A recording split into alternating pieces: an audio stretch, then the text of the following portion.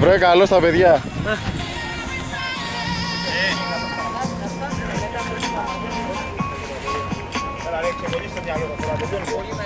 Πρόσεχε ληστράει, πρόσεχε. Βγες πίσω Γιάννη, βγες πίσω πλάγια.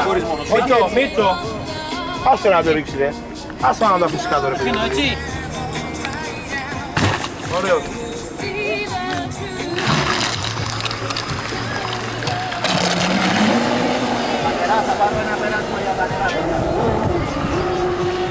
Παρακολουθείτε ένα ιδιαίτερο σκάφος τύπου καταμαράν Mystic 500 Αντώνιο Νοτσερίνο. Περιμένουμε να δούμε, κύριε μου. Δεν μπορώ, τι να προλάβω να δω. Μου τρίβεις μετά τα φώνερα, βγες έξω και έλα ευθεία. Καλά ώστε, έλα ευθεία και λίγο πιο πλαναρισμένο, Αντώνιο. Δεν έχεις πρόβλημα εκεί. Αντώνιο, μην τρέμει τα χέρια του. Μην τρέμει, τουλάχιστον. Σιγά, σιγά. Άστα να ρε, Έχουμε από εδώ από μέσα, έτσι. ναι, ναι, έλα από μέσα και πέρασε λίγο πιο πλαναρισμένο. Θα περάσεις ευθεία. Ευθεία για να δούμε τα νερά.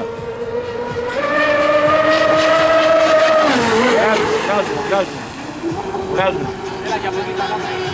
Βγάζουν.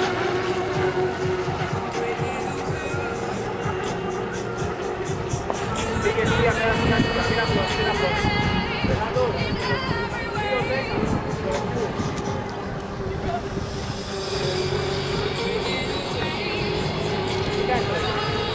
από εδώ το σαλεράκι. Ναι ρε. Παιδιά τη βάρκα, πώς και τη βάρκα δεν είναι.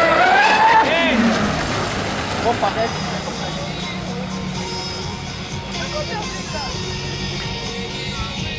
Πάρτο.